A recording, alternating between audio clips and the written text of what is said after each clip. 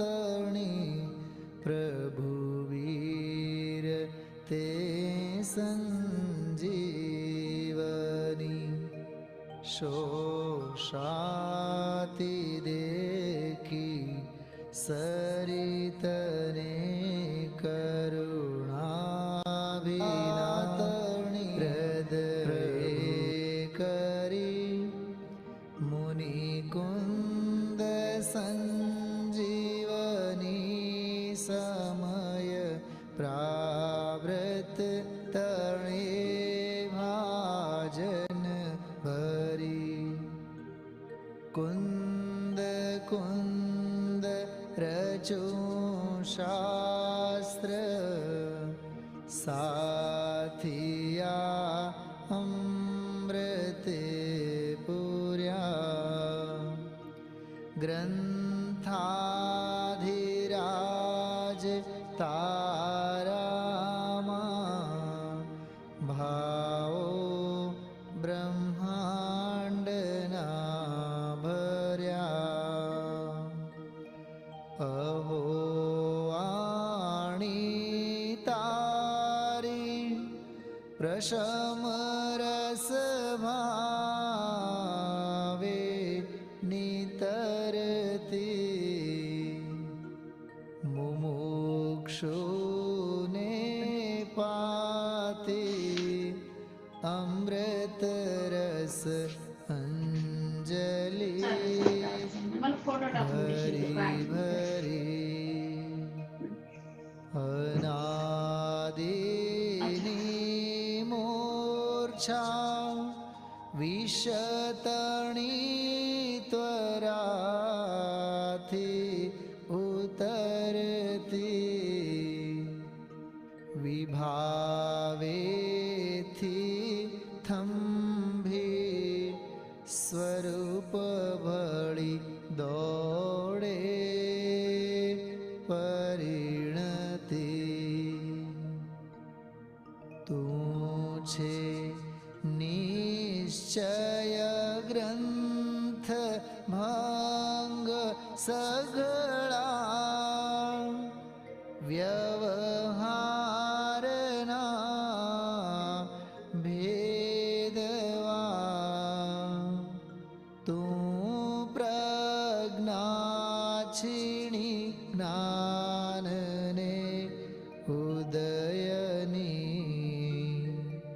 संधि सहो छेदवा साथी साधकनो तो भानु जगनो संदेश महावीरनो विसामो भवक्लांतना हृदयनो तू पंथ मुक्ति तरणो सुणे तने रसनिबंध शिथिल थाय जाने तने हृदय ज्ञानी तणा जणाय तू रुचतां जगतनी रुचियाळ से सो तू रिझता सकल ज्ञायक देव रीझे बनाओ पत्र कुंदनना रत्नोना अक्षरो लखी तथापि कुंद सूत्रोना अंकार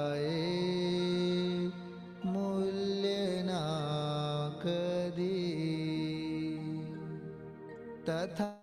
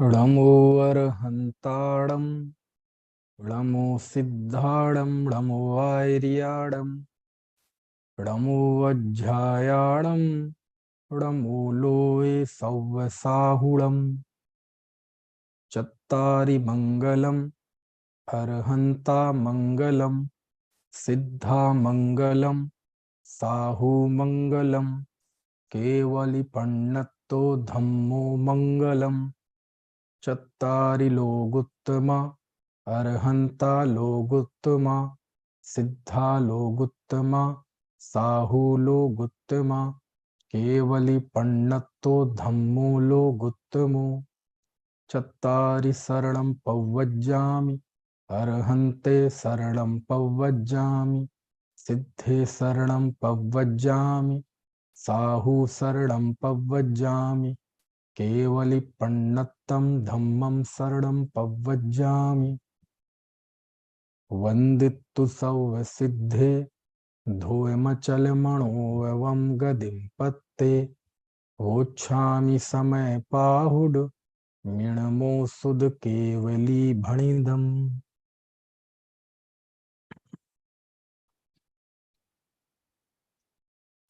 कलिकाल सर्वज्ञ आचार्य कुंद कुंद देव द्वारा रचित अध्यात्म का शिरोमणि ग्रंथ समय पाहुड़, लोकप्रिय नाम समय सार, ये सामने विराजमान है। और लगभग 3 महीने बाद अब ये समय सार के व्याख्यान दोबारा प्रारंभ हो रहे हैं, क्योंकि अभी मैंने देखा तो 26 अगस्त को आखिरी व्याख्यान हुआ था। तो अगस्त, सितंबर, अक्टूबर, नवंबर, 26 नवंबर को 3 महीने हो जाएंगे, 4-5 दिन बाकी हैं। तो इन 3 महीनों के दौरान व्यस्तता काफी रही, बाहर जाना जाना भी ज्यादा रहा, इसलिए हमारी ये कक्षा रिज्यूम नहीं हो पाई। लेकिन अब उम्मीद है कि अभी कम से कम 1 महीने तो ये लगातार चलेगी। जब हमारी पिछली चर्चा छूटी थी तो 73वीं गाथा चल रही थी, और ये गाथा 73 समय सार की बहुत प्रसिद्ध गाथा है। समय सार की कुछ एक गाथाएं अपनी विषय वस्तु के कारण बहुत प्रसिद्ध हैं, जिसमें एक ये भी गाथा है। गाथा 6वीं, गाथा 38वीं, गाथा 49, गाथा 73, इसी तरह गाथा 186 गाथा। ऐसी कहने का आशय यह है कि बहुत सारी गाथाएं ऐसी हैं जो बहुत प्रसिद्ध हैं, और उन्हीं गाथाओं में एक ये 73वीं गाथा है। 320 गाथा बहुत प्रसिद्ध है।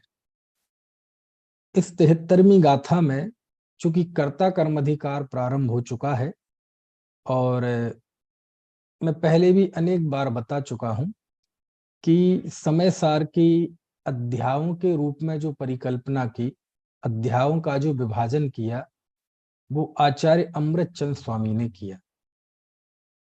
आचार्य कुंद कुंद ने आज से लगभग 2000 साल पहले शास्त्र की रचना की, और उनसे 1000 साल बाद, आज से 1000 साल पहले 9वीं-10वीं शताब्दी में इसके सबसे प्राचीन टीकाकार उपलब्ध टीकाओं में अमृतचंद स्वामी हैं।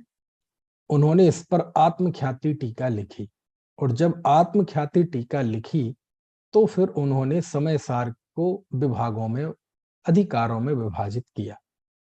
और ये जो अधिकार है गाथा 69 से लेकर गाथा 144 तक, ये 76 गाथाओं को उन्होंने कर्ता कर्म अधिकार नाम दिया, है ना। कर्ता कर्म अलग से कोई तत्व नहीं है, है ना। जैसे 9 तत्व आचार्य ने बताए 13वीं गाथा में, भूदत्थेणा विगदा जीवा जीवा या पुण्य पावम च आसव संबर निज्जर बंधो मोक्षो या सम्मतम। ये जो 13वीं गाथा में 9 तत्व बताए आचार्य भगवान ने, तो उसमें जीव अजीव, पुण्य पाप, आश्रव संबर निर्जरा बंध और मोक्ष, ये 9 तत्व बताए। इसमें कर्ता कर्म अलग से कोई तत्व नहीं है। इसलिए मैं कहता हूं कि ये कर्ता कर्म अधिकार जीवाजीव अधिकार का ही पार्ट 2 है। पार्ट 2 है मतलब आचार्य को जीव और अजीव की भिन्नता बतानी है, और अजीव के साथ जीव, अज्ञानी जीव 4 प्रकार की मिथ्या बुद्धि करता है। इन मिथ्या बुद्धियों के द्वारा वह अजीव और जीव में एकत्व देखता है, और वो 4 मिथ्या बुद्धि हैं: एकत्व बुद्धि, ममत्व बुद्धि, कर्तृत्व बुद्धि और भोक्तृत्व बुद्धि। ये 4 मिथ्या बुद्धियां हैं। ये शरीर मैं हूं, ये एकत्व बुद्धि।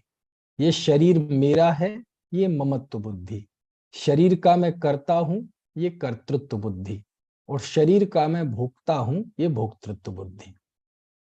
तो जहां एक बुद्धि है वहां चारों बुद्धियां होती हैं, और जहां नाश होती हैं तो चारों होती हैं।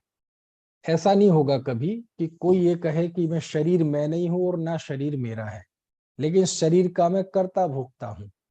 यदि ऐसा वह मानता है तो वो समझ लो वह अज्ञान है, वह मिथ्यात्व है। समझ में आए ना। इसका मतलब वह जीव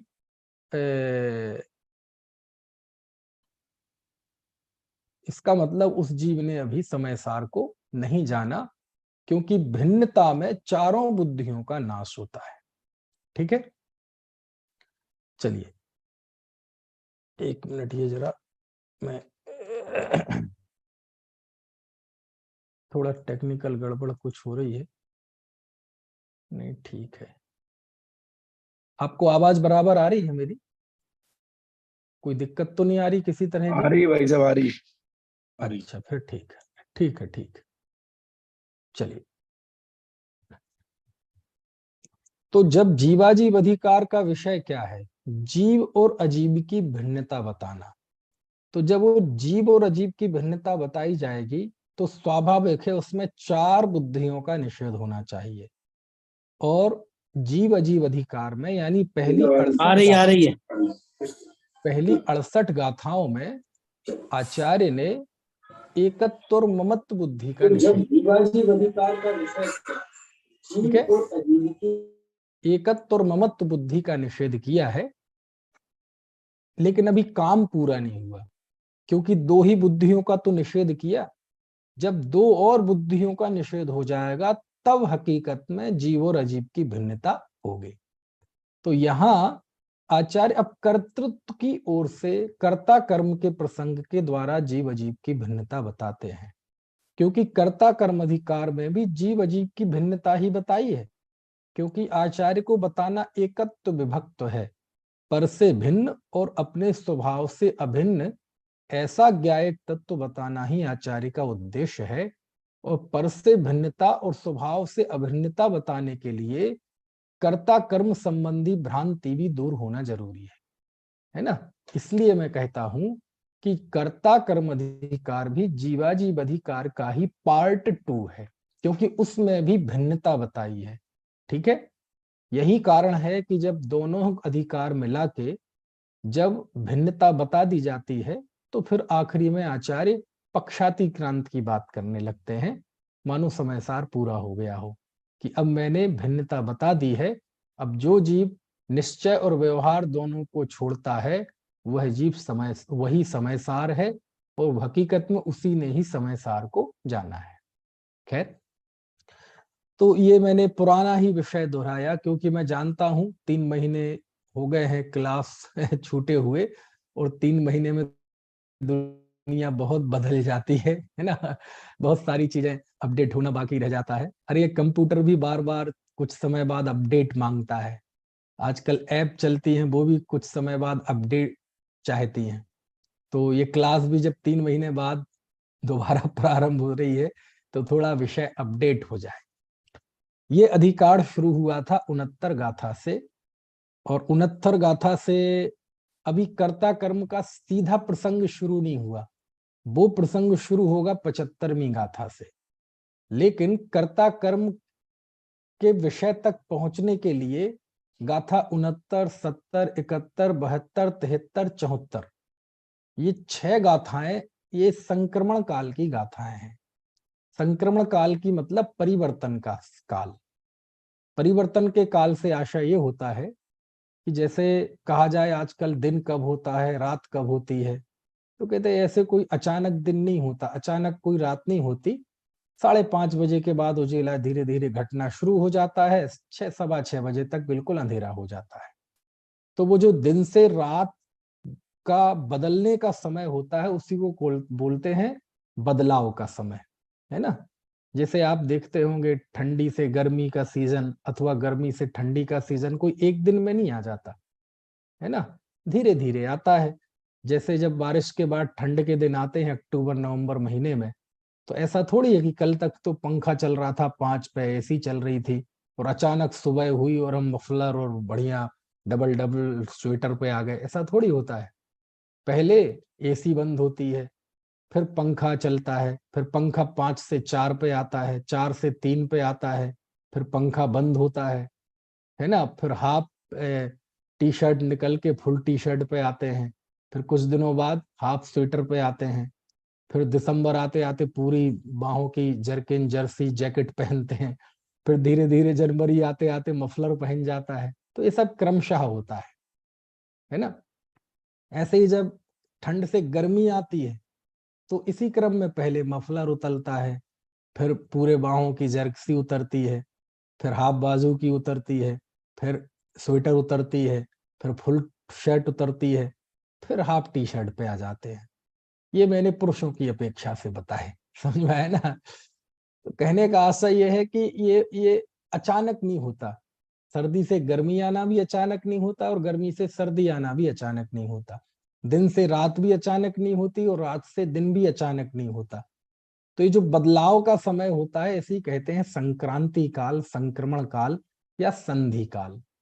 तो ये 6 गाथाएं जो हैं, ये संधि काल है। ये एकत्व ममत्व बुद्धि से निकलकर आचार्य अब कर्तृत्व भोक्तृत्व बुद्धि पर चोट करेंगे। तो इस बीच ये 6 गाथाएं आई हैं, ये बदलाव। तो अमृत चंद आचार्य ने इसे कर्ता कर्म अधिकार के ही अंतर्गत लिया है। अब इसमें विषय क्या चल रहा था कि जो जीव आश्रव और आत्मा में अंतर नहीं देखता, विशेष अंतर को नहीं जानता, है ना। 69वीं गाथा से विषय शुरू हुआ था ना, जावण वेदी विशेषण तरम तु आदास वाणम दोंढम्पी। जब तक यह जीव आत्मा और आश्रवों के में विशेष अंतर को नहीं जानता, तब तक वह जीव अज्ञानी रहता हुआ क्रोधादि में वर्तन करता है। और क्रोधादि में वर्तन करता है तो वह कर्मों का संचय करता है, कर्मों का बंधन करता है। और जब यह जीव आत्मा और आश्रव इन दोनों को भिन्न जानता है ना, और भिन्न जानता है तो इसे बंध नहीं होता। और भिन्न जानने के लिए कैसे भिन्न जानता है, तो वह आश्रवों को की अशुचिता को जानता है, उसके विपरीतता को जानता है, उसके दुख के कारणपने को जानता है। इस तरह आश्रव अशुचि हैं, विपरीत हैं, दुख के कारण हैं, ऐसा जानकर वह जीव आश्रवों से निवृत्ति करता है। ये 72वीं गाथा तक का विषय हुआ।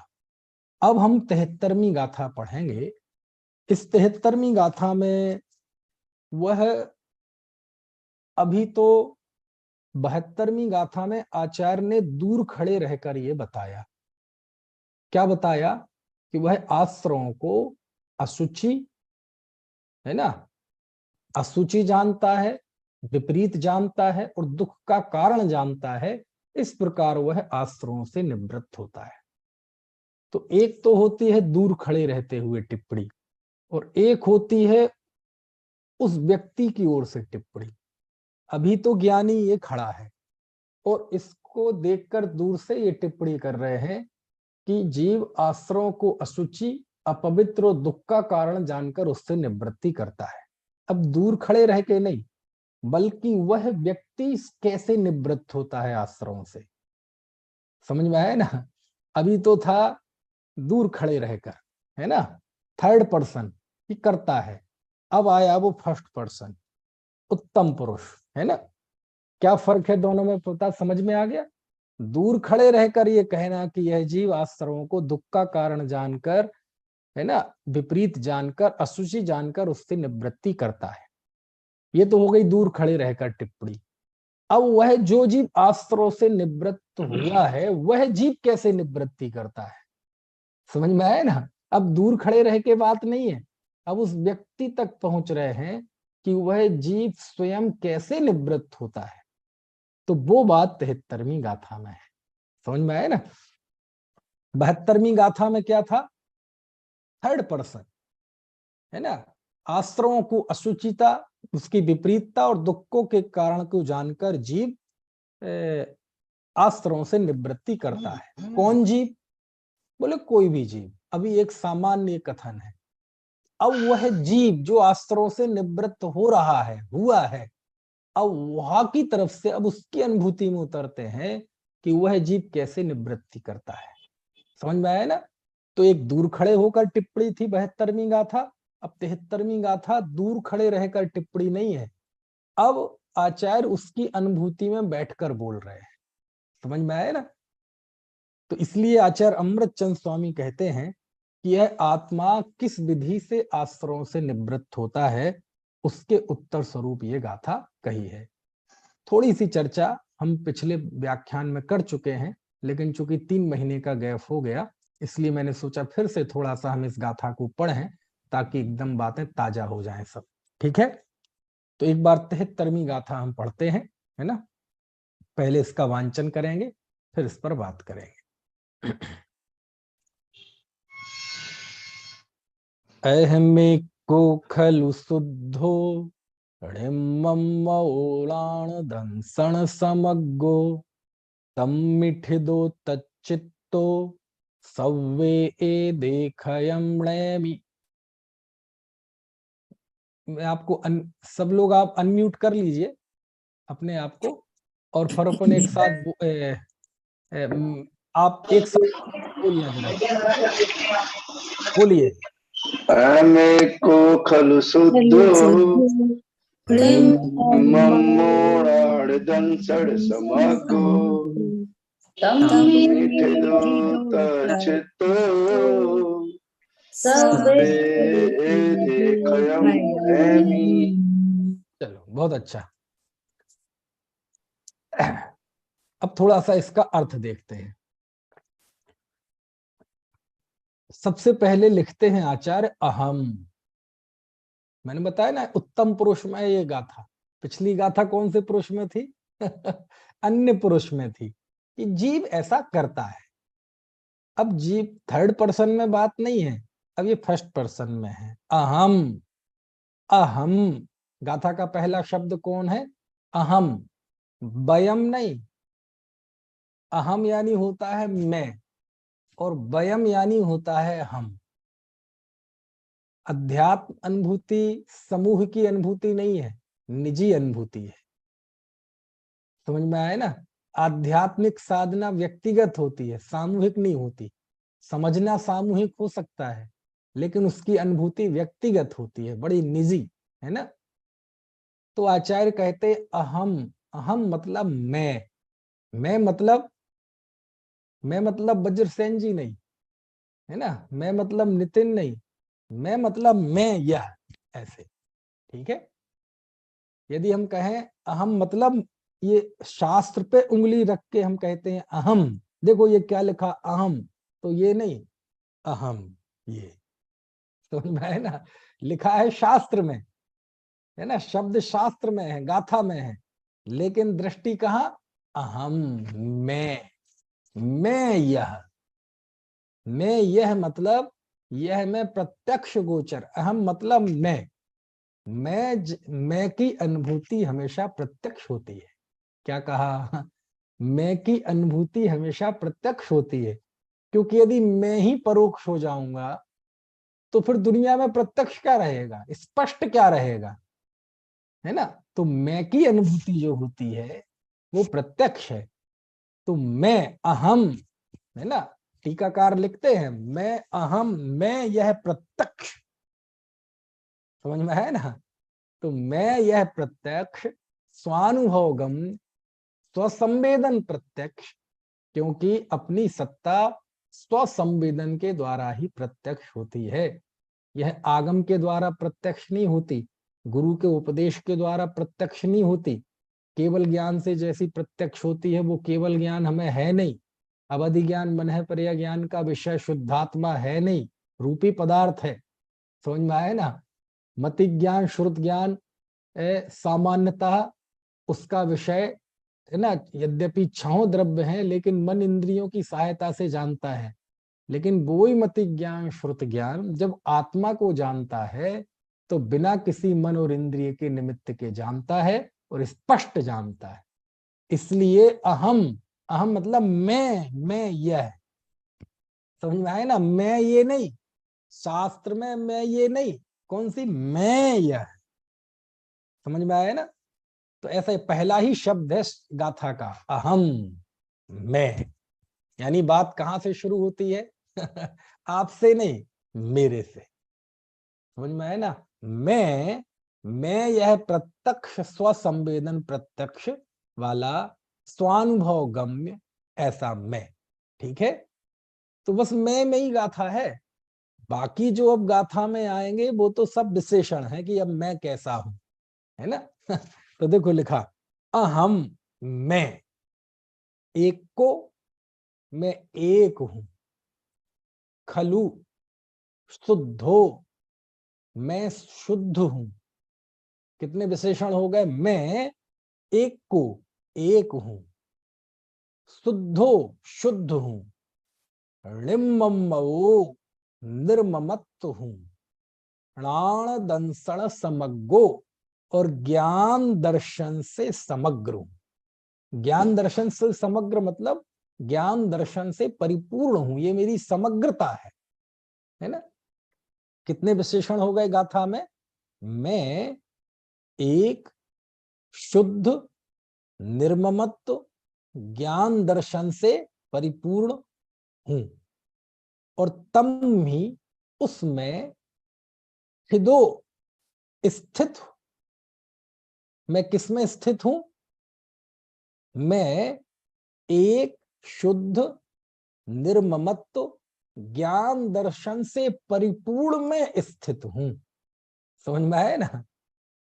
और तच्चित्तो, उसी में लीन, तच्चित्तो मतलब उसी में चित्त ली, उसी में ही, कहते हैं ना दत्त चित्त, तो दत्त चित्त मतलब बिल्कुल उसी में तल्लीन, उसी में एकाग्र। तो तच्चित्तो, उसी में चित्त रहते हुए, उसी में लीन रहते हुए, सब्बे, सभी, एदे, एदे मतलब ये जो जिनकी बात चल रही है आश्रयों को, खयम नेमी, मैं इन समस्त आश्रयों को क्षय करता हूं, इसको नाश करता हूं, इनके क्षयपने को प्राप्त कराता हूं, ऐसा, ठीक है ना। तो क्या अर्थ हुआ, अभी तो हमने एक एक शब्द का अलग अलग करके हूं लगाया कि मैं एक हूं, मैं शुद्ध हूं। यदि एक लाइन में सारे अर्थों को अब जोड़ दें तो क्या होगा, मैं एक, शुद्ध, निर्ममत्व, ज्ञान दर्शन में समग्र से परिपूर्ण स्थित रहता हुआ, उसी में लीन, समस्त आश्रयों को क्षय को प्राप्त कराता हूं। इन समस्त आश्रयों से को क्षय कराता हूं, है ना। करता हूं, लेकिन वो णयाम इणे में लिखा है, मतलब एक क्षय हो गया तो क्षय होने के बाद जो एक हमारी स्थिति बनती है, उस स्थिति को मैंने प्राप्त किया है, तो उसको इस तरह कहते हैं कि इस तरह मैं इन समस्त आश्रयों को क्षय को प्राप्त कराता हूं, है ना। इस तरह से ये गाथा है, ठीक है। लेकिन एक शब्द तो इसमें अर्थ करना भूल ही गया। वो कौन सा शब्द है? कौन सा शब्द है? बज्जर सेन जी, गाथा देखो, सारे शब्दों के अर्थ किए, लेकिन एक शब्द रह गया, खलु। खलु। खलु। खलु का अर्थ क्या है? खलु मतलब हकीकत में, खलु मतलब वास्तव में, खलु मतलब यथार्थ, वस्तुतः। क्या अर्थ हुआ? कि मैं एक हूं। अब ये खलु सबके साथ लगा हुआ है, मैं वास्तव में एक हूं। अलग अलग करना हो तो अलग अलग साथ लगा सकते, नहीं तो पहले ही लगा लो। मैं वास्तव में एक हूं, मैं वास्तव में शुद्ध हूं, मैं वास्तव में निर्ममत्व हूं, मैं वास्तव में ज्ञान दर्शन से समग्र हूं, परिपूर्ण हूं, है ना। ये अब चूंकि ऐसा अर्थ समझाने के लिए एक एक शब्द को तोड़ तोड़ के बताना पड़ता है ना। यदि ऐसे तोड़े ना और सीधा लिखें तो ऐसा ही आएगा, मैं वस्तुतः वास्तव में एक शुद्ध ममत्व से रहित ज्ञान दर्शन से परिपूर्ण हूं, और उसमें स्थित, उसी में लीन होकर होता हुआ मैं समस्त आश्रय भावों को नाश को प्राप्त कराता हूं। समझ में आए ना? ऐसा। तो जो खलु शब्द है बड़ा मार्मिक है। मार्मिक कैसा है कि देखो जरा देखते हैं। मैं, अहम का अर्थ क्या बताया था? अहम मतलब मैं, बस मैं से मैं में ही बात खत्म हो गई। लेकिन आचार्य को तो यहाँ मैं का स्वरूप बताना है ना, तो अब उसकी विशेषताएं बताते हैं कि मैं, क्योंकि मैं की अनुभूति तो सभी करते हैं, अज्ञानी भी मैं की ही अनुभूति करता है, लेकिन वो वस्तुतः क्या है उसकी अनुभूति नहीं करता, वो संयोग की अनुभूति करता है। अहम की अनुभूति सबको होती है, अहंकार, अहंकार मतलब मैं हूं, ऐसी अनुभूति सबको होती है। लेकिन अज्ञानी शरीर में अहम बुद्धि करता है, मैं गोरा हूं, मैं काला हूं, मैं मूर्ख हूं, मैं पंडित हूं, मैं गृहस्थ हूं, मैं मुनि हूं, मैं सेठ हूं। तो कहीं ना कहीं वो परिस्थितियों में अहम बुद्धि करता है। लेकिन आचार्य खलु, खलु शब्द लेते हैं कि मैं वास्तव में, वास्तव में मतलब जिसका कोई अपवाद नहीं है, वास्तव में मतलब जिसमें कोई आप मीन मेख नहीं निकाल सकते, वास्तव में यानी ये सार्वभौमिक सार्वकालिक सत्य है, ये शाश्वत सत्य है। क्या? अहम एको, मैं वास्तव में एक हूं। ये एक मतलब, यहां एक से मतलब सिंगल, एक से मतलब अकेला, है ना। अर्थ तो कई हो सकते हैं, लेकिन यहाँ एक से मतलब ये है कि देखो, मैं अनादिकाल से लेके आज तक अनेक अनेक अवस्थाओं में गया, कभी एक इंद्रिय, कभी दो इंद्रिय, कभी तीन इंद्रिय, कभी चार इंद्रिय, कभी पंच इंद्रिय, कभी मनुष्य, कभी त्रियंच, कभी देव, कभी नारकी, कभी गोरा, कभी काला, कभी पेड़, कभी पक्षी। अनेक अनेक अवस्थाओं में धारण होने पर भी मैं सदा काल एक ज्ञायक भाव वाला ही रहा, विज्ञान घन वाला ही रहा। इसका नाम है मैं एक हूं। यानी अनेक अनेक अवस्थाओं को होने के बावजूद भी मैं अनेक नहीं हुआ, अनेक रूपता को प्राप्त नहीं हुआ। मैं मनुष्य अवस्था आई तो मैं मनुष्य हो गया, ऐसा नहीं है। नारकी हुआ तो मैं नारकी हो गया, ऐसा नहीं है। समझ में आया? थोड़ा सा मैं रागी द्वेषी हो गया, ऐसा नहीं है। थोड़ा पुण्य का भाव आ गया तो मैं पुण्यात्मा हो गया, ऐसा नहीं है। थोड़ा सा संक्लेश परिणाम हो गए तो मैं पापी हो गया, ऐसा नहीं है। यानी कितनी ही अवस्थाएं धारण करता गया मैं, लेकिन मैंने अपने कभी विज्ञान घन स्वभाव को नहीं छोड़ा, इसलिए मैं एक हूं। समझ में आया ना? मेरे स्वभाव में अनेकता नहीं आई, मेरे स्वभाव में विविधता नहीं आई, है ना। मेरे स्वभाव में वेरिएशन नहीं हुआ, अवस्थाएं बदली, कर्म के उदयजन अवस्थाएं बदली सब, लेकिन मेरा अपना स्वभाव नहीं छूटा। इसी को कहते हैं मैं एक हूं। कौन से नए से? निश्चय से कि व्यवहार से, द्रव्यार्थिक से कि पर्यायार्थिक से? आचार्य कहते खलु। खलु मतलब हकीकत में, वास्तव में। मैं वास्तव में एक हूं। मतलब ये कोई उपदेश नहीं है, ये कोई प्रेरणा मात्र के लिए कहा जा रहा है, ऐसा नहीं है। समझ में आए ना? ये किसी नए से कहा जा रहा है, ऐसा नहीं है। ये किसी अपेक्षा से कहा जा रहा है, ऐसा नहीं है। ये इस प्रकरण में कहा जा रहा है, ऐसा नहीं है कि इस प्रकरण में एक होने से मैं एक हूं, क्योंकि यहां बात समय सार की है। कहते नहीं, मैं वास्तव में एक हूं। समझ में आया ना? अर्थ समझ में आया कि नहीं इसकी गंभीरता? खलु शब्द का, खलु शब्द का अर्थ है वास्तव में। ये कोई अपेक्षा नहीं है, ये कोई प्रूपणा नहीं है। प्रूपणा तो बदल जाती है।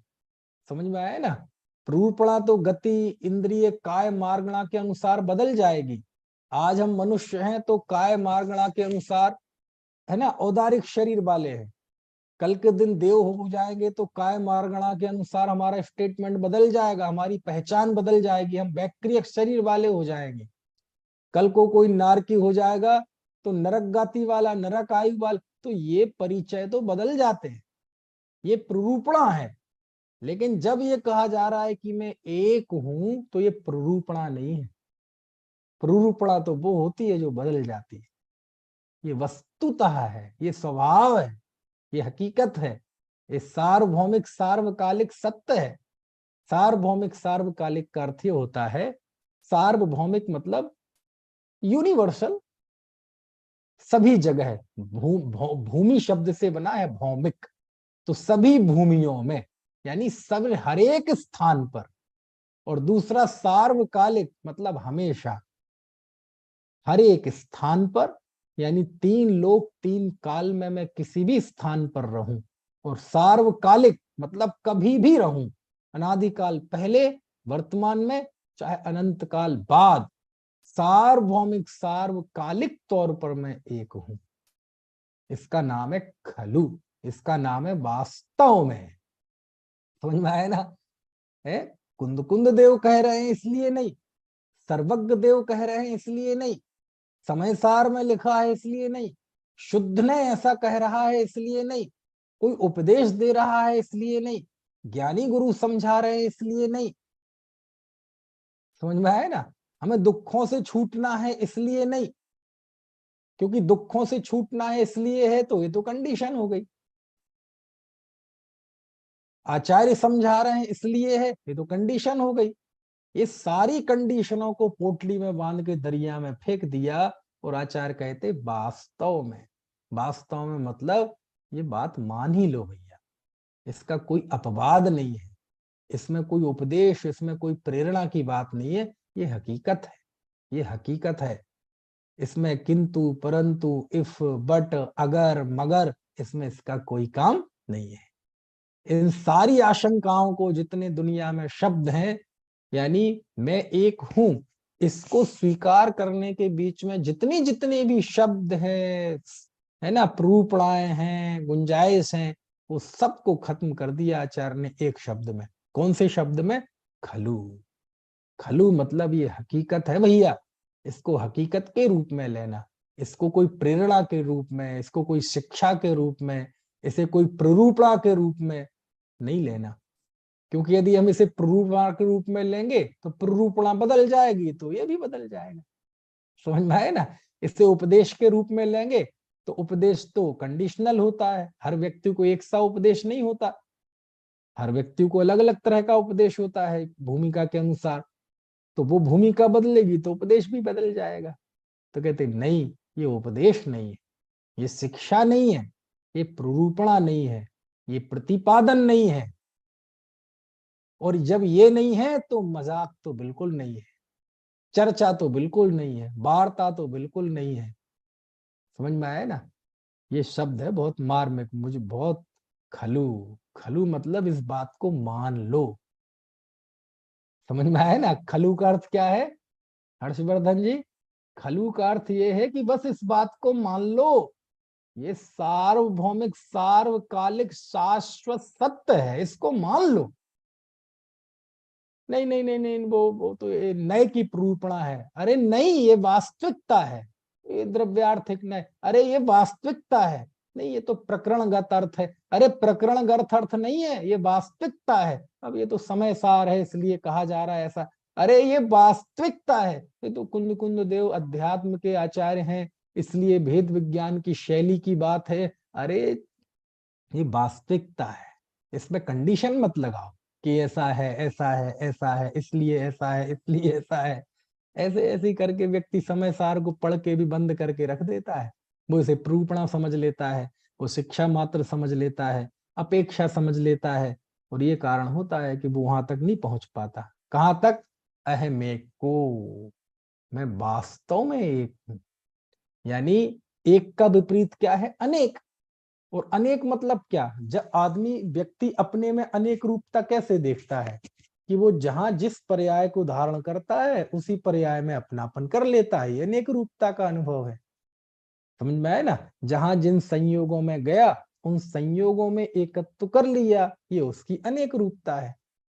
और जिन जिन संयोगों में गया, हर संयोग उत्पन्न होता था, नष्ट होता रहता था, फिर नया संयोग, फिर नया, है ना? लेकिन कभी भी उसने अपनी चेतना को नहीं छोड़ा, विज्ञान घनत्व को नहीं छोड़ा। तो विज्ञान घनत्व यही उसकी एकता है, यही ये एक है, और बाकी सब अनेक रूपता है। समझ में आया ना? ऐसा है। ठीक है, तो क्या लिखा है आचार्य ने? अहम एको खलु, मैं वास्तव में एक हूं। वास्तव में का अर्थ क्या है? वास्तव का अर्थ क्या है? देखो थोड़ा बताओ, आप लोग बताओ। अच्छा, जैसे आपसे पूछूं मैं, खलु का मतलब क्या है? खलु का अर्थ तो मैंने बता दिया, वास्तव में। लेकिन वास्तव में जब कोई बात अस्थि से कही जाती है तो उसकी बहुत सारी नास्तियां होती हैं, उसके बहुत सारे निषेध होते हैं। तो आप बताओ जरा, इसमें किस किस चीज का निषेध है? जब कहा जाए मैं वास्तव में एक हूं, तो इसमें किस किस चीज का निषेध है? आप अपने आप अनम्यूट कर सकते हैं। किस किस चीज का निषेध है? मैं मरता नहीं, इस चीज का निषेध है। अच्छा चलो, नहीं ये तो नहीं, आप मेरी बात को नहीं समझे। ये तो आपने जो कहा वो ठीक है। ऐसा ही हूँ, अन्य नहीं हूँ। चीज का निषेध, अन्य नहीं हूँ, तो अन्न अन्न मतलब क्या? मनुष्य अन्न नहीं हो अन्न तुम। अपने आप अनम्यूट कर सकते हैं। हाँ गुरु ने मनुष्य नहीं फरमाया हूँ, ऐसा चीज का निषेध। हाँ, देखो सरला जी ने एक मैं बात मरता बोली। नहीं, इस चीज का निषेध है। नहीं नहीं, वो तो ठीक ऐसा है। ही हूँ, अन्य नहीं हूँ। नहीं, ये तो नहीं, आप मेरी बात को नहीं समझे। नहीं, वज्र सेन जी ने तो कहा ठीक है, अच्छी बात है। आवाज डबल डबल हो गई ऐसा भाई ही साहब, हूँ, अन्य नहीं हूँ। आवाज डबल डबल हो गई, बंद मैं करो। एक शुद्ध सदा किसी ने साथ में भी चला रखा है तो वो आवाज भी आ रही है ना? गुरु ने फरमाया चीज का निषेध।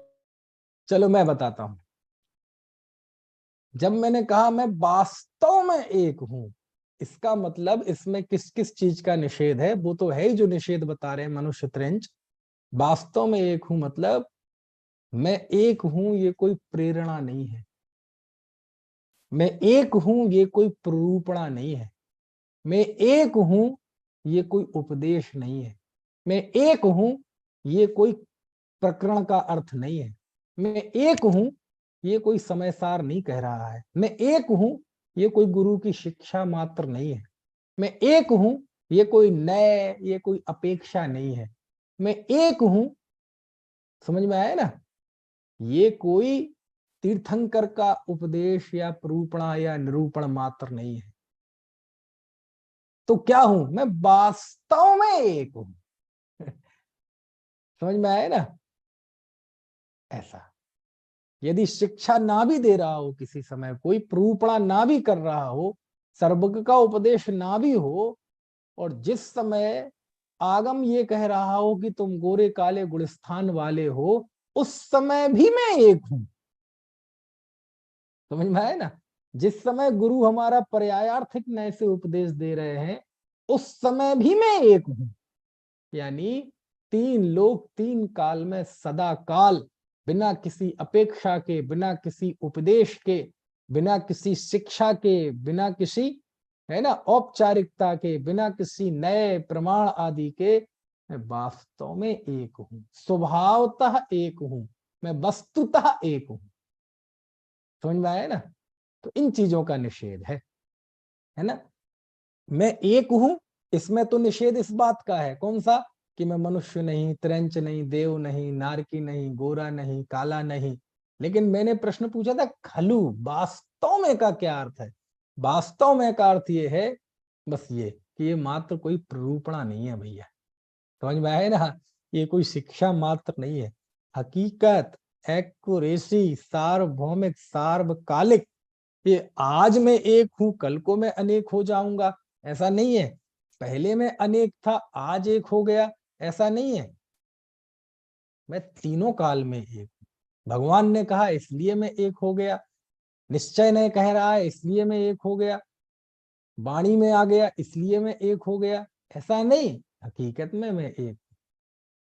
समझ में आया ना? वस्तु से बात कर रहे हैं आचार्य। खलु मतलब वस्तु, खलु मतलब उपदेश नहीं, खलु मतलब शिक्षा नहीं, खलु मतलब प्रूपणा नहीं, खलु मतलब प्रतिपादन नहीं, खलु मतलब वाणी नहीं, खलु मतलब समझना समझाना नहीं, खलु मतलब बस है, ऐसा ही है। भगवान कह रहे हैं इसलिए नहीं, आचार्य कह रहे हैं इसलिए नहीं, समयसार कह रहा है इसलिए नहीं, वास्तव। अब समझ में आया आपको खलु शब्द की सार्थकता? है?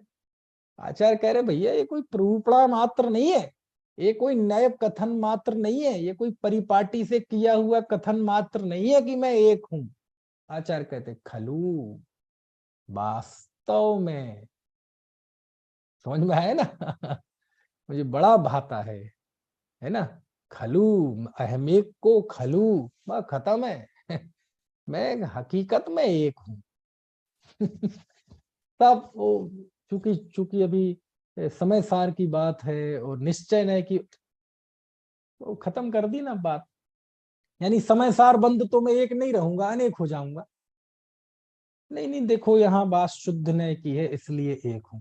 अच्छा, जब शुद्ध नय नहीं अशुद्ध नय का कथन हो जाएगा तो मैं एक नहीं रहूंगा।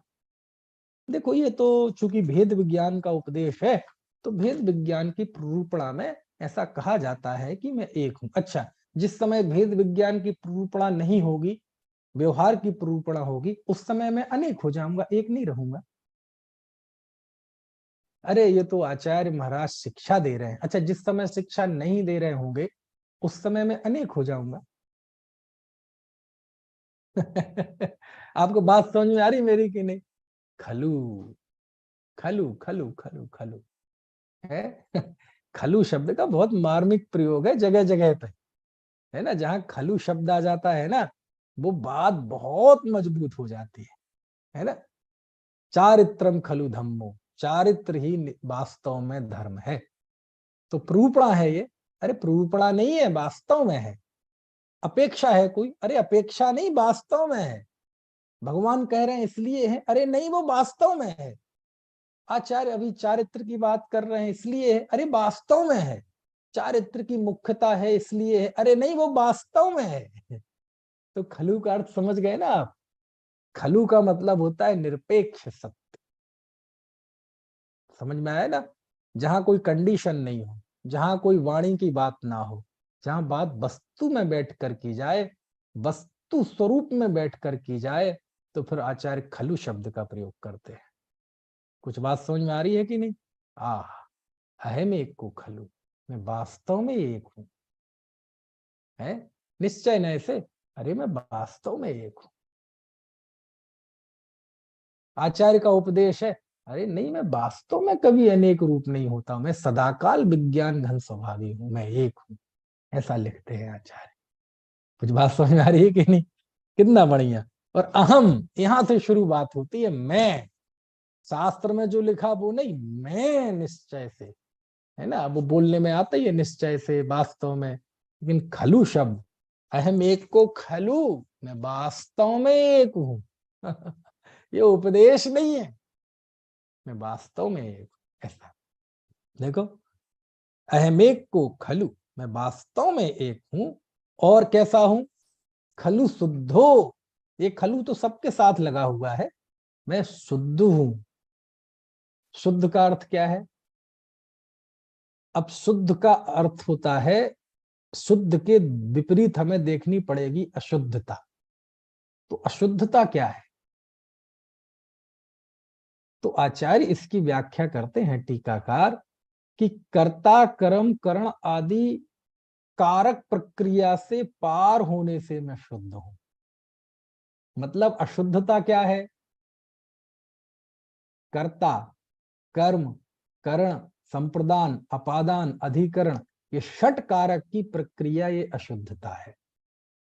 और मैं षट कारक की प्रक्रिया रूप नहीं हूं, ये मेरी शुद्धता है। समझ में आया ना? क्या बढ़िया है। देखो, जीवाजीव अधिकार था, वहां एकत्व ममत्व की बात थी। तो शुद्ध का अर्थ था पर द्रव्य पर भाव रागादि भाव से भिन्न होने से मैं शुद्ध हूं। क्योंकि ऐसी ही गाथा जीवाजीव अधिकार में आई है, जहां वो लिखते हैं अहमेक को खलु शुद्धो, है ना, इसमें 38वीं गाथा। यहाँ भी यही है, अहमेक को खलु शुद्धो। वहां शुद्ध का अर्थ अलग है, यहाँ शुद्ध का अर्थ अलग है।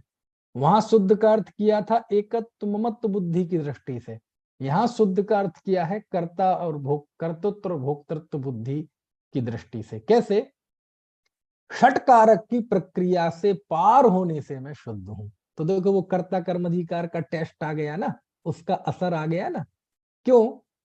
क्योंकि षट कारक कहाँ लागू होते हैं? सुनना, मार्मिक बात है। षट कारक कहाँ लागू होते हैं? किसी कार्य में। जब हम कहें कर्ता, तो कर्ता कर्म सब्जेक्ट ऑब्जेक्ट वर्ब, ये सारी चीजें किस में लागू होती हैं?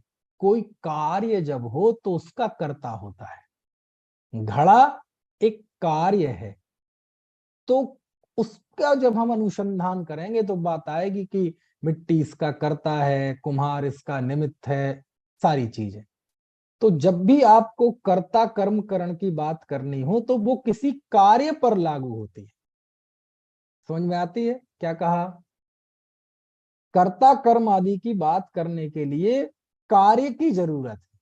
आपसे कहा जाए कि आप कर्ता कर्म के विषय में बताओ, चाहे दो द्रव्यों की बात करो चाहे एक द्रव्य की बात करो, तो आपको कोई कार्य पे लागू करना पड़ेगा ना। अभी चलो व्यवहार से ही ले लो कि घड़ा एक कार्य है, ठीक है, मिट्टी उसका उपादान करता है, ठीक है, कुम्हार उसका निमित्त करता है। तो देखो, कार्य में लागू हुआ है ना। अच्छा, वो घड़ा जो है वो अनादिकाल से है क्या? नहीं। अनंत काल तक रहेगा क्या? नहीं। कार्य वो होता है जो होता है, जो अनादिकाल से नहीं होता। वो उत्पन्न होता है, वो अपने समय में आता है। तो जब भी कारक कर्ता कर्म आदि की प्रक्रिया लागू होगी तो वो कार्य में लागू होगी। समझ में आया ना? है जैसे नितिन है ना, ये बैठे हैं।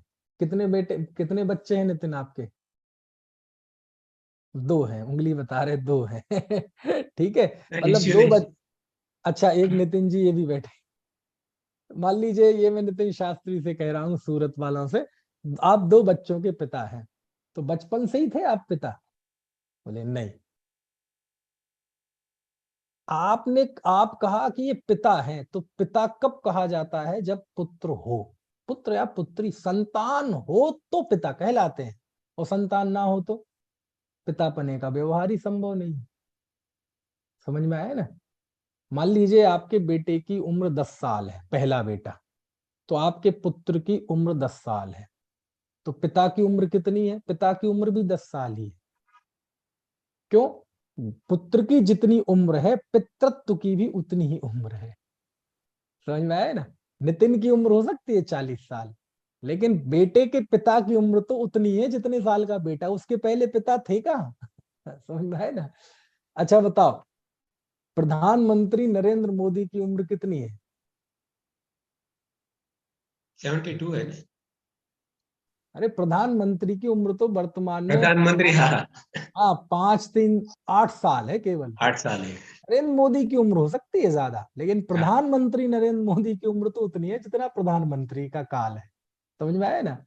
तो प्रधानमंत्री होना एक कार्य है, घड़ा बनना एक कार्य है, रोटी बनना एक कार्य है, सम्यक दर्शन होना एक कार्य है, राग द्वेष मिथ्यात्व होना एक कार्य है, केवल ज्ञान होना एक कार्य है, मुनि बनना एक कार्य है, अरहंत अवस्था होना एक कार्य है, सिद्ध अवस्था होना एक कार्य है, पांचों परमेष्ठी एक कार्य है। अब इनके कार्य पर विचार करोगे तो कर्ता कर्म करण आदि चीजें व्यवहार उत्पन्न होगा। होगा कि नहीं होगा? कि सिद्ध भगवान हुए तो उसका उपादान कारण क्या है? वह आत्मा उपादान कारण है, आठों कर्मों का नाश निमित्त कारण है ना? ये सारी प्रक्रिया लागू होगी। तो छहों कारक लागू होते हैं कार्य में, और कार्य होता है उत्पन्न, और मैं जो हूं वो कार्य नहीं हूं। तो क्या मैं किसी का कारण हूं? मैं किसी का कारण भी नहीं हूं। ना मैं किसी का कारण हूं, ना मैं किसी का कार्य हूं। ना कोई मुझे उत्पन्न करता है, ना मैं कोई किसी को उत्पन्न करता हूं। अब जब मैं किसी को उत्पन्न नहीं करता और मुझे किसी ने उत्पन्न नहीं किया, तो मेरे विषय में जो भी कर्ता कर्म आदि की बात होगी वो सब कल्पना होगी, वो सब व्यवहार होगा, वह सब अशुद्धता होगी। बस इसका नाम है कि मैं षट कारक की प्रक्रिया से पार मैं शुद्ध हूं। समझ में आया ना? तो शुद्धता का अर्थ है मैं किसी का कारण नहीं हूं और ना कोई मेरा कारण है। मैं हूं तो अपने अस्तित्व से हूं। मैं क्या दूसरे को अस्तित्व को पैदा करता हूं दुनिया में? दूसरे किसी कार्य को पैदा करता हूं? नहीं। ना कोई मुझे पैदा करता है, ना मैंने किसी को पैदा किया। समझ में आया ना?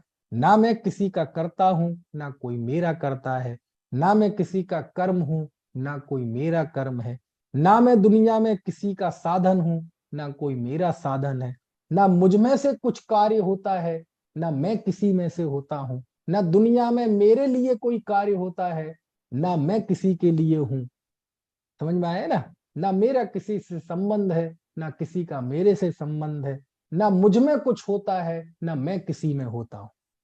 इस तरह जो षटकारक का पूरा चक्र है, उसकी प्रक्रिया से मैं पार हूं। इसी को कहते हैं कि मैं शुद्ध हूं। समझ में आया ना? ऐसा है शुद्धता। क्यों? क्योंकि कार्य षटकारक होते हैं किसी कार्य में, और कार्य उत्पन्न होता है। मैं कहाँ उत्पन्न होता हूं? मैं तो अनादि अनंत सत्ता हूं। जब मैं अनादि अनंत सत्ता हूं तो मैं किसी से उत्पन्न नहीं होता। समझ में आया ना? और जब अनादि अनंत एक रूप विज्ञान घन स्वभावी हूं तो मैं किसी का कारण भी नहीं हूं। क्योंकि यदि मैं किसी का कारण हो जाऊं वास्तव में, तो वो कार्य फिर होता ही रहेगा। क्योंकि मैंने ये माना कि मैं अनादि अनंत विज्ञान घन स्वभावी एक रूप हूं। यदि मैं किसी का कारण हूं तो मैं तो हमेशा विज्ञान घन स्वभावी हूं। यदि मैं किसी का कारण हूं तो वो दुनिया में कार्य होता ही रहेगा हमेशा, फिर कभी रुकेगा नहीं। मान लीजिए नितिन, मैंने आपको सुखी किया अथवा मैंने आपको दुखी किया। अब मैं तो त्रिकाल एक विज्ञान घन स्वभावी हूं। पहले बोल में आ गया ना, अहम एक को खलु, मैं एक विज्ञान घन स्वभाव वाला हूं। अब मैं यदि तुम्हारे दुख का कारण हो गया तो मैं कर्ता हो गया, और आपका दुख हो गया कर्म। तो मैं तो अनादि अनंत कर्ता विराजमान हूं, तो फिर तुम अनादि अनंत दुखी रहोगे। क्योंकि जब कारण मौजूद है तो कार्य होता ही रहेगा। समझ में आया ना? है इस तरह से। तो ये है बहुत अच्छा, आचार्य ने कर्ता कर्म की दृष्टि से शुद्धता का अर्थ किया कि षट कारक की प्रक्रिया से पार होने से मैं शुद्ध हूं। यानी मेरा जो विज्ञान घन स्वभाव है अनादि अनंत, उसका कोई कर्ता नहीं, उसका किसी के साथ कर्ता पने का संबंध नहीं। वह कर्म नहीं, उसका किसी के साथ कर्म पने का संबंध नहीं। वह किसी का साधन नहीं, किसी के साथ उसके साधन पने का संबंध नहीं। ऐसे समस्त कर्ता कर्म आदि जो प्रक्रिया है, उस सारी व्यवहारिक प्रक्रिया जो कि कंडीशनल होती है, जो किसी द्रव्य क्षेत्र काल विशेष में लागू होती है, उन सबको आचार्य ने पोटली में बांध के दरिया में फेंक दिया। मैं किसी का कारण नहीं, मैं किसी का कार्य नहीं। कार्य तो होता है, मैं हुआ कहाँ हूं, मैं तो अनादि अनंत हूं। समझ में आया ना? मैं किसी का कारण होऊंगा तो फिर वो कार्य हमेशा होता ही रहेगा? नहीं नहीं नहीं, ये सारी कल्पना है। और हकीकत क्या है? मैं शुद्ध हूं। और कैसा शुद्ध हूं? कौन से नए से? बोले नहीं, तू वास्तव में शुद्ध हूं। वास्तव में शुद्ध हूं तो फिर से वही लगाओ, ये भगवान ने कहा इसलिए शुद्ध हो गया, ये आचार्य श्री की प्रूपणा है, ये यहाँ निश्चय की बात चल रही है, ये समय सार का प्रकरण है, ये भेद ज्ञान का प्रकरण है, इसलिए शुद्ध हूं। बोले नहीं, ये कंडीशन के कारण मैं शुद्ध नहीं हूं। मैं वास्तव में शुद्ध हूं। यानी वास्तव में किसी का कर्ता नहीं हूं, ना वास्तव में कोई मेरा करता है। ना मैं किसी को कुछ करता हूं, ना कोई मेरे को करता है। ना मैं किसी का साधन हूं, जरिया हूं, ना कोई मेरा साधन है। समझ में आया ना? ऐसा मैं शुद्ध हूं, है ना? ऐसा है, कितना बढ़िया है। देखो, अहमेक को खलु शुद्धो, मैं वास्तव में एक हूं, शुद्ध हूं। और तीसरा विशेषण देखो लिखते हैं, निर्ममो, निर्ममत्व हूं, है ना? ममत्व आदि भावों से रहित हूं, है ना? या राग द्वेष आदि भावों से रहित हूं, क्रोध मान माया लोभ आदि भावों से रहित हूं। तो जितने भी, है ना, कर्मोदय कृत औदयिक भाव हैं जीव के, उन समस्त भावों को निर्ममत्व में ले लेना। यानी क्रोध आदि समस्त विकारी भावों से मैं रहित हूं, क्योंकि क्रोध आदि ये कर्मकृत रचना है, ये आत्माकृत रचना नहीं है। ठीक है? अहमेक को खलु शुद्धो ऋममो। तो देखो, अब अगला है, ये थोड़ा, ये है अस्थि से, णाण दंसण समग्गो, ज्ञान दर्शन से समग्र हूं। ठीक है ना? ज्ञान दर्शन तो बार बार आता है, पहले भी आया है। रसमरूपम गंधम अब्बत्तम चेदना गुणम असद्दम। तो चेतना गुण को ही ज्ञान दर्शन कहते हैं। जब हम कहते हैं चेतना, तो चेतना में दो चीजें शामिल हैं। कौन कौन सी? ज्ञान और दर्शन। लेकिन उसमें शब्द आया समग्र। समग्र का अर्थ क्या होता है कि आप ये मत समझना ज्ञान दर्शन से सहित हूं, सहित नहीं हूं, समग्र हूं। ज्ञान दर्शन, बस दो ही गुण हैं तुम में, और कुछ नहीं है। बस दो ही हैं, ज्ञान दर्शन, और नहीं है कुछ। तो आचार्य कहते नहीं, णाण दंसण समग्गो, ज्ञान दर्शन से परिपूर्ण हूं। यानी मेरी मेरी परिपूर्णता है ये। ज्ञान दर्शन तो एक पहचानने के लिए गुण है, लेकिन ज्ञान दर्शन आदि अनंत गुणों से परिपूर्ण हूं, ये मेरी परिपूर्णता है। बस दो ही गुण है। अरे दो ही गुण नहीं है, ज्ञान दर्शन से मैं परिपूर्ण हूं, समग्र कहते ना, समग्र, समग्र मतलब समस्त। तो इस परिपूर्णता का भाव करने, क्योंकि अब बात आचार्य दूर खड़े हुए व्यक्ति के लिए नहीं कह रहे हैं 72वीं गाथा, अन्य पुरुष, उत्तम पुरुष में कह रहे हैं। और उत्तम पुरुष में मैं स्वयं परिपूर्ण हूं। इस परिपूर्णता का बोध कराने के लिए आचार्य ने कौन से शब्द का प्रयोग किया? समग्र। समझते हैं ना? ऐसा। तो अहम एक को मैं वास्तव में एक, शुद्धो शुद्ध, णिममो निर्ममत्व, और णाण दंसण समग्गो, ज्ञान दर्शन से समग्र, परिपूर्ण। समझ में आया? तम ही उसमें, अब देखो, मैं चार विशेषण दिए हैं, लेकिन चार विशेषणों का विशेष्य कौन है? एक, मैं। इसलिए तम ही उसमें, ठिदो उसमें स्थित, ठिदो मतलब स्थितः, उसमें स्थित, तच्चित्तो उसमें लीन, सब्बे समस्त, ए दे ये मतलब ये जो जिनकी बात चल रही है पिछली गाथा से उठाओ, सर्व आश्रव भाव को खयम्णेमी, मैं समस्त आश्रयों को क्षयम नयामि, मैं क्षयों को प्राप्त कराता हूं। ठीक है, इस तरह से ये गाथा का सरल अर्थ हुआ। अभी आपको कुछ पूछना हो तो पूछ लीजिए, नहीं तो फिर और कल बात करेंगे। अच्छा, बस इस बीच आपसे एक ही प्रश्न पूछ लूं, आपको समझ में तो आ रहा है ना? क्योंकि आ रहा है। देखो, खलु शब्द का अर्थ समझ गए तो सब में आ जाएगा, है ना? मेरा जोर जो है वो काय पे है? दो शब्दों पे, अहम और खलु। अहम मतलब मैं, और खलु मतलब वास्तव में अपना परिचय। भाई, मैं की अनुभूति तो सारी दुनिया ही करती है? वो बकरी भी मैं आती है तो मैं ही बोलती है, बोलती है कि नहीं? हम भाई साहब, हम एक को जोर जो है वो काय पे है? दो अभेद शब्दों की ओर ले पे, जाना चाहते हैं अहम कि और खलु। अहम मतलब मैं, और वो पीछे से आवाज आ रही है मेरी, तो उसे बंद करना पड़ेगा, तब आपकी सही आवाज। आवाज क्लियर नहीं आती एकदम, डबल डबल हो रही है। ये वज्र सेन जी की चालू है ना? अच्छा, चलो अब बोलिए। हाँ,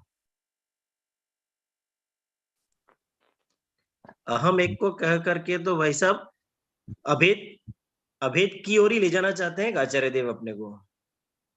हाँ, बात तो अभेद की ही है ना?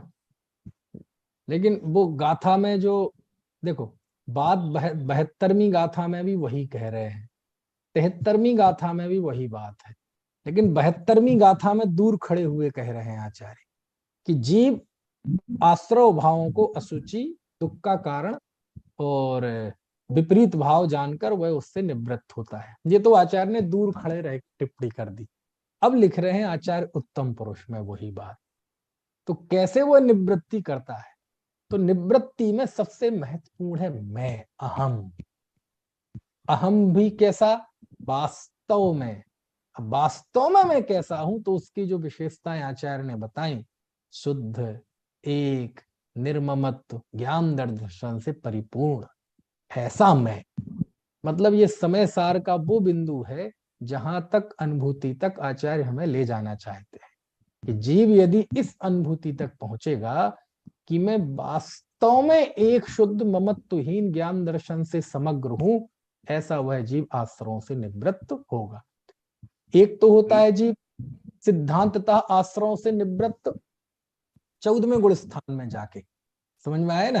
अब 14वें गुण स्थान की तो बात ये है नहीं, क्योंकि आश्रव तो 13वें गुण स्थान में भी होता है, इरियापथ आश्रव। सांप्रायिक आश्रव 10वें गुण स्थान में भी होता है, समझ में आया ना? ऐसा मैं एक शुद्ध सदा रूपी ज्ञान दर्शन में, हाँ वही सदा आया है ना? सदा सदा सदा, है ना? सदा।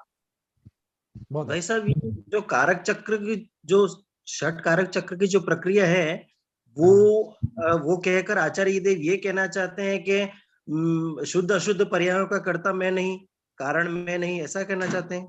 कोई भी, चाहे परद्रव्य हो और चाहे, मुख्यता तो यहाँ परद्रव्य की बात है ना? और यदि सूक्ष्मता से लें तो सभी ले सकते हैं। मैं किसी भी कार्य का, कोई भी कार्य का कर्ता, कर्म, करण, संप्रदान, अपादान, यानी भिन्न षट कारक और अभिन्न षट, दोनों ही ले सकते हैं। भिन्न षट कारक मतलब होता है दो द्रव्यों में कर्ता, कर्म आदि लागू करना, जो हकीकत में निमित्त का कथन है। और दूसरा अभेद षट कारक मतलब उपादान की तरफ से कथन करना, है ना? जैसे मैं अपने परिणाम का कर्ता हूं, तो उसके लिए मैं कर्म हूं, मैंने अपने ही द्वारा किया, ये करण है, मैंने अपने ही लिए की, ये संप्रदान है, मेरे अपने से ये प्राप्त हुआ, ये अपादान है, मेरे ही द्वारा हुआ, ये आधार है। तो दो तरह से षटकारक होते, एक भिन्न षटकारक, एक अभिन्न षटकारक। भिन्न षटकारक मतलब निमित्त नैमित्तिक संबंध की अपेक्षा से बात करना, और अभिन्न षटकारक मतलब एक ही द्रव्य के अंदर की बात करना, उसे हम कहेंगे अभिन्न षटकारक। तो चूंकि जिस तरह से प्रकरण चल रहा है, उस तरह से प्रकरण में तो मुख्यतः भिन्न षटकारक की बात है, शरीर आदि, और अभिन्न को भी ले लो तो वो बात और सूक्ष्म हो जाती है। तो दोनों ही को ले लो, कुल मिला के ये है कि मुझ में कुछ नया नहीं होना, मुझ में कुछ उत्पन्न नहीं होना, है ना। मैं अपने आप में स्वयं त्रिकाल एकाकार परिपूर्ण तत्व हूं। इस अनुभूति तक आचार्य को पहुंचाना है। यानी मुझ में कुछ नया नहीं होगा, मेरे संयोग से भी किसी में नया नहीं होगा और मेरे में भी कुछ नया नहीं होगा। तो ये समस्त जो षटकारक की प्रक्रिया है, भिन्न षटकारक अभिन्न षटकारक, इस समस्त प्रक्रिया से पार में शुद्ध हो। तो दोनों ही ले सकते। ठीक है भाई साहब। ठीक है, ठीक, धन्यवाद। चलिए, और किसी को कुछ पूछना हो? चलिए, भाई साहब अनंत, नास्ति, हाँ बताइए बताइए। भाई साहब नास्ति से यदि कोई प्रश्न करे तो हम क्या क्या शब्द बोले? जैसे नास्ति से कोई प्रश्न करे जैसे मतलब? आपने कहा था ना कि नास्ति से क्या क्या कर सकते हैं, जैसे ये तो अस्थि से है कि खल्लू शुद्ध, जैसे नहीं, तो नास्ति से देखो, हर एक शब्द का जैसे मैं नास्ति तो मनुष्य, मतलब मैं, मतलब जो गतियां हैं, जैसे मनुष्य नहीं हूँ, देव नहीं हूँ, मतलब गोरा नहीं हूँ, काला नहीं हूँ, बस ये सब दिया। नास्ति तो नहीं, अलग अलग का नास्ति होगा ना। जैसे एक है, मैं वास्तव में एक हूं, तो एक जी की नास्ति क्या होगी? जितनी भी अनेकता है, यानी हमारी में जितनी भी विविधताएं हैं, अनादि के काल से लेके आज तक कौन कौन सी अवस्थाएं धारण की, यानी जो भी कर्मोदय जन्य जितनी जितनी भी अवस्थाएं हैं, वो सब नास्ति से है।